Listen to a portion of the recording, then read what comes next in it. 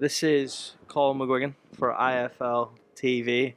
Sam Jones, you didn't have the work ethic to do this last night, and you know what? I give you a lot of credit for being one of the busiest managers in the sport. Last night, you just didn't have it. It wasn't that. I was say again. It wasn't that I didn't have the work ethic to it. I just didn't want to see you, to be honest with you. I just I thought we'll. What time did we get in? We got in at like midnight, but everything happens here late, doesn't it? So no, I just thought I'd have a little sleep, come and then first thing I've done is get up and speak to you, isn't it? Love that. One of the best coffees I've ever had, by the way. Sam Jones, massive fan of Hilton Coffee. Yeah, massive fan of the Hilton Coffee. Unbelievable. Sam, obviously we're here for Johnny Fisher. You, almost your protege, I would say. Johnny Fisher, someone that kind of over a few years there, you weren't really working together, or maybe you were. Sort your equipment out, Colin. Am I having this? I'll have it. No, I don't really want this. Makes me feel a bit uncomfortable. Apart from the Brahma ball there. Protege. No, listen, Johnny turned pro. Was it how many years ago? Is it now 4, 5 years ago? 4 or 5 years ago? Five. 5 years ago. He came over to Spa. We got him to. He was in university doing his dissertation, and then we got him out to Spa Joe Joyce, and I just saw a tenacious, strong, raw guy with a good base, and I thought with a good coach and good coaching, he can be a brilliant fighter, and I think he's proving me right. I want to ask you your opinion on a big card like this for Johnny Fisher. This is kind of, a lot of people will say, you know, like people are getting paid too quick, too soon. But for Johnny, this is life changing in terms of, you know, these paydays that he'll get going forward if he stays in these shows, but also the level up an opponent. And I mean, a lot of people have kind of criticised Dave Allen. Can you understand people criticising Dave Allen? No, I can't, because Johnny had no amateur background, so he's had a couple of fights as an amateur. Yeah, he's looked destructive as a pro, he put in front of him, but this is by far his best opponent. So what do you want? Like, it's a step up from Babic, no? Dave Allen would beat Babic. Come on. Dave Allen would beat Babic. So it's a step up. So we believe we're doing the right thing. It's a good match. Dave, as you can see, I know people can have their opinions of him, but he's banged up for it. He's trained with Jamie Moore and Nigel. Jamie Moore and Nigel are two boxing men through and through. They wouldn't put Dave in this situation if they didn't think he could have a go. So I expect Dave Allen to put up a great fight, but I just think Johnny's going to be, again, the old Carl Froch, too big and too strong. I just think that's going to be the case. But it's an intriguing fight. He's stepping up. He's stepping up, and he's doing it at his own pace. Johnny's a freak of nature. He's selling out Copper Box. He's selling thousands of tickets. He's got a couple of hundred coming from the UK to support him on this card. So it's a unique situation with Johnny. We're just taking it step by step. I heard Dillian Whyte say today, or well, maybe over the last few days, that they've offered you guys a fight. Thomas Carty, Johnny Fisher. They haven't offered the fight. They've offered Thomas Carty's services, because they can't provide the fight for Thomas Carty. So it's like me. Thomas Carty's a good lad, but Johnny wants to fight Thomas's boss, not Thomas. Do you not think it would be a good fight for? It's a step up again, an opponent from Dave Allen. Thomas Carty's a friend of mine. We speak. He's a gentleman, and I don't know how much sense it actually makes, because I think that Johnny can fight Dillian Whyte. I do. I think Johnny can fight Dillian Whyte at the O2 and sell the O2 Arena out. In terms of this fight, Dave Allen, going back there, yesterday I interviewed him. He seemed very different. He said he's no ego anymore. He said he's made mistakes. He wishes he had the knowledge now he has in boxing that he had whenever he was, you know, at his prime. Dave Allen believes that there's a potential that he could old man Johnny Fisher. What would you say to that? Dave Allen, people talk to him as if he's 40. He's 31. He's only 31 years old. He's been around a long time. And look, Dave, I know I'm not just saying, oh, he's my friend, but Dave's a pal of mine. Do you know what I mean? I did the fight for Dave. I got Dave the fight. I saw the fight on behalf of Dave Allen. So it's I've got a load of respect for Dave. He's a dad now. He's got 2 kids, a missus. He's settled and he's matured. He's matured over the years, and I think that you're going to see a good version of Dave Allen in this fight. I can't props him anymore. I've got a load of time for Dave. You know my feelings towards who coaches him. My best friends in the game. Like it's a weird one, but I'm here with Johnny Fisher, and Johnny's got a job to do against Dave on Saturday. I don't want to look past Dave Allen at all, and I wouldn't do so. But if Johnny Fisher was victorious here on a massive card like this in Saudi Arabia, you mentioned Dillian Whyte. Is that a fight that you'd like next? Yeah, why not? Why not? You're looking at me strange, like Colin. No, I'm just thinking, like, in terms of the opponents, it's a massive step up from Babbage, Dave Allen to then Dillian Whyte. You're talking about elite level heavyweights. I know maybe not at the very elite, but do you not think maybe someone like a Thomas Carty is a nice bridging gap? No, listen, I know you're pitching for Thomas Carty. I'm actually not. I'm actually not. As well. But listen, there's no more of a Thomas Carty fan than me. Thomas is he's my mate. I love Thomas. When Thomas says on interviews that oh, let's do it in neutral grounds, like, come on, Thomas. Thomas sells a few hundred tickets. Johnny sells a few thousand. Johnny's a massive name. So it's, of course, Thomas is got to say these things, and he's doing the right things. But what about even like a bridging gap, right?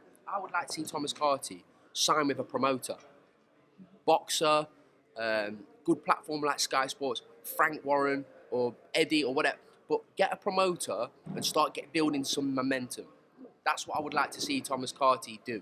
If I was looking after him, you need to get him a promoter, get someone to back him.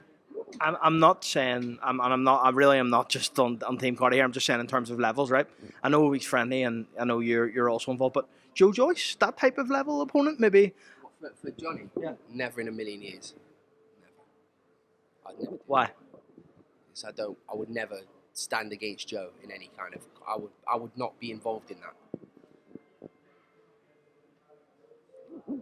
Listen. It's hard for me to speak. Listen, the Joe Joyce I was around is not the Joe Joyce that's now. So, if I just want to see Joe do his thing and be happy. But no, I would never stand against him in an opposite corner ever in a million years. No money in the world would make me do that. I know people think, oh, Sam's money. Believe me, millions. You could offer me millions of pounds. I wouldn't do that. I want to ask you about the main event, Tyson. There's your answer to that one. Yeah, got it. Tyson Fury, yeah. OLEKSANDR Usyk 2. Spoke to Usyk yesterday. He believes that he can knock Tyson Fury out. Well, what do you think?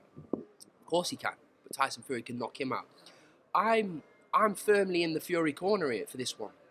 I have this feeling, right, and I might be wrong, might have egg on my face, but I sense something different about Tyson. I sense something about the way his aura for this one. He knows that his reputation's on the line here, Tyson, because Tyson's got, no matter what he says, Tyson's got, like, he listens to every interviews, he sees what people read about him. Tyson was firmly, if Tyson had retired before fighting Usyk, I still believe they would have put him down as the best of this generation. Just come what he's achieved with Wilder and the 3 Wilder fights. I know people say Wilder wasn't very, but his comeback after all that time out, the Klitschko, he dethroned Klitschko. So when he lost to Usyk, I know his pride would have been dented. And I think that in moments of that fight, Tyson was pissing the fight. He was. And then Usyk just kind of found that second gear and just upped it.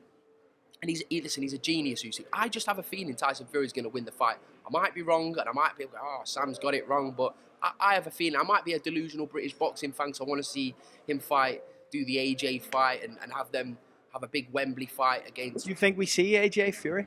I don't know. I've been asked this question for years and years and years, and I've always said, yeah, I think so. So I don't know. But with your man Turki Al Sheikh dealing with boxing now, any fight's possible to make now. Any fight's realistic to make. Obviously, yesterday, Tyson was asked a few questions by the national press, and one of his answers was he hasn't spoke to his wife in the past 3 months. Whether that's true or not, no one knows, but he said he has not even spoke to her on the phone in the past 3 months. He said he's just completely locked off from his phone. He's locked off from all the outside world, and he's been in camp for the past 3 months. He said he has not spoke to his wife in 3 months. What do you make of those comments? Listen, whether it's true or whether it's not, I don't think he's got any reason to lie about that. It's a big thing to say. It's a big thing to say, isn't it? I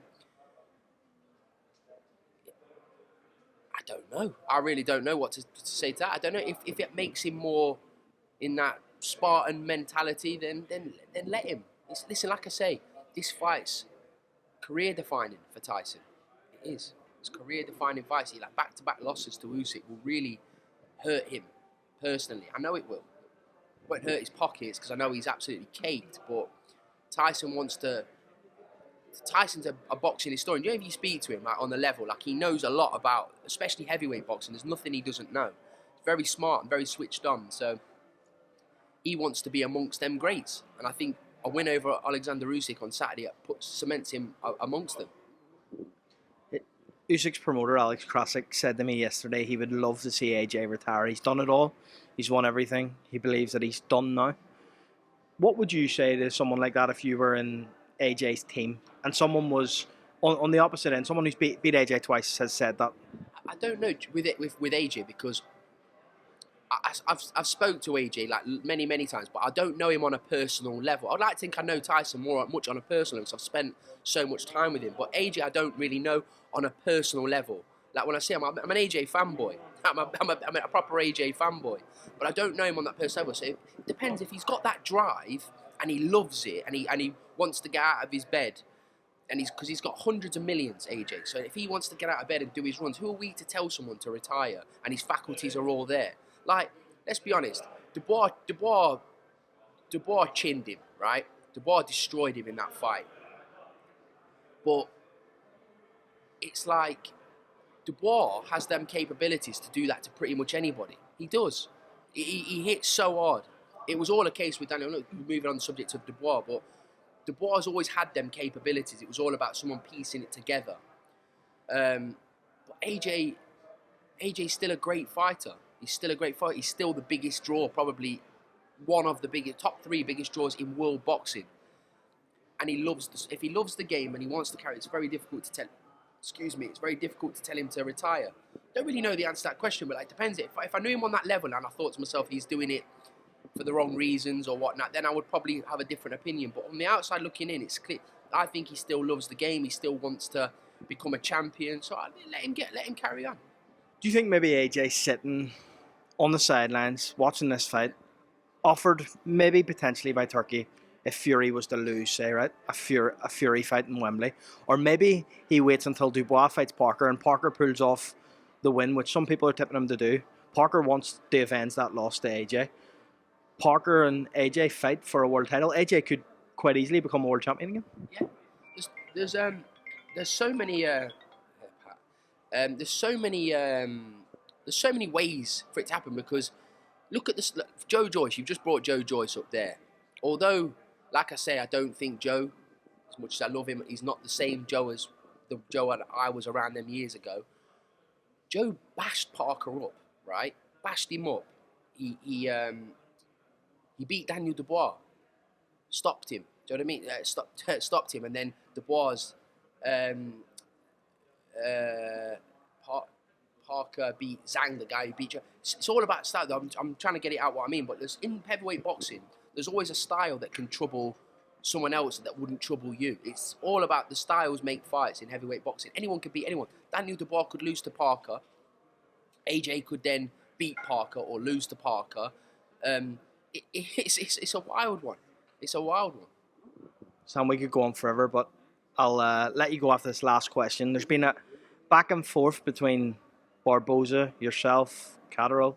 What's the situation? Not back and forth, but I mean he's kind of piping up on Twitter. Basically, what the situation is, DAZN want the fight, right, in a certain location. Manchester. Make of it what you will. They want a fight, they want a fight on a certain date, and he's been offered by far the most money he's ever been offered in his life. BARBOZA has? Yes, and he's stalling. That's the reality. He's stalling. You've seen him on Twitter. Like, by the way, BARBOZA's a nice fella. I've had a had a few little chats with him. Like, he's a nice fella. But he's stalling. Like, you see him saying, "Oh, we need to decide who's walking second." Like, mate, if you're coming to Manchester, mate, you're walking first. You're walking first. It's like... Does that even matter to Jack Catterall? And I don't mean that disrespectfully. Jack Catterall's just the type of guy who'll fight anywhere, do anything. Yeah, he does, actually. He does. Really? He doesn't seem like the type of bloke that would care about that. Yeah, believe me. Like Jack doesn't care about a lot, but this is Jack's back garden. Jack's walking second to the fight. It's not like... It's not going to be to determine or to call the fight, but like, yeah, look, Jack doesn't have many requests, but Barboza's got a whole list of them. I just think, come on, mate. It's been ordered by 2 sanctioning bodies. Like, we don't want. Last thing Jack wants to do is have another eliminator, more eliminators. He's fought more eliminators than we've all had hot dinners. So it's like it's almost ridiculous, isn't it? But Jack's just one of them fighters. He's getting on with it. He's getting well paid. Let's go. Let's just determine who's going to fight Lopez, who's not going to fight the winner of that fight in a million years. Let's just get it on and stop messing about. Final question, Sam. What about the rest of your guys in the stable? When are we expecting to see them out? Well, a lot of it's you've got Conor Walker fighting Harry Scarf in January. You've got Mark Dickinson coming back, fighting for the English title on the same show in Nottingham. Hamza Uddin will be on that card. You've got Pat Brown headlining his own show in Altrincham. You'll have Jack Catterall, I'm sure, fighting in February. Johnny Fisher fighting here in Riyadh. You've got Adam Hamed, who will also be fighting this week. Who's just boxed in Libya, by the way. How's Libya? How was Libya?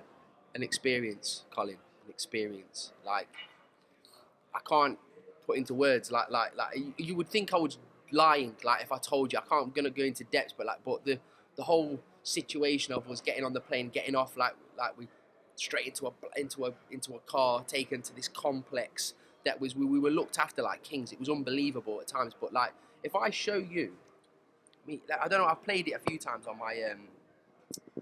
my Instagram, but it was one of the best crowds, and I mean this, that I've ever experienced in my whole time in boxing.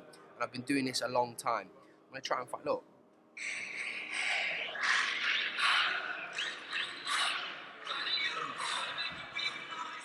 Listen to this.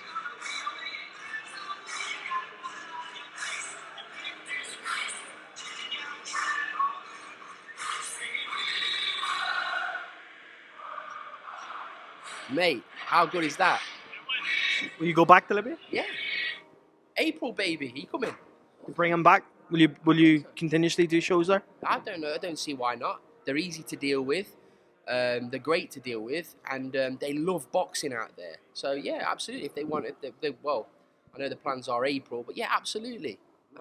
Wherever there's like an appetite for boxing, I love to go. Like, the fans there, it surprised me so much. I'll be honest with you, I was a bit sceptical of obviously going, because you obviously read reports about Libya and Benghazi and you hear the stories and stuff, but it was unbelievable. It was obviously there with Naz, Adam, Sammy, Nigel Travis, and it was just like it was non-stop laughs. Put it that way, it was non-stop laughs since we touched down until we left. But yeah, amazing crowd, by the way, and the hospitality we were shown was unbelievable. But we went off subject there about my fighters and stuff. But yeah, all the fighters are going to be very active this year. Well, Sam Jones, it's a pleasure to speak to you in Riyadh, Saudi Arabia. I look forward to a lengthy week of lengthy IFL interviews, and we'll catch up again soon, mate. Appreciate it. Cheers.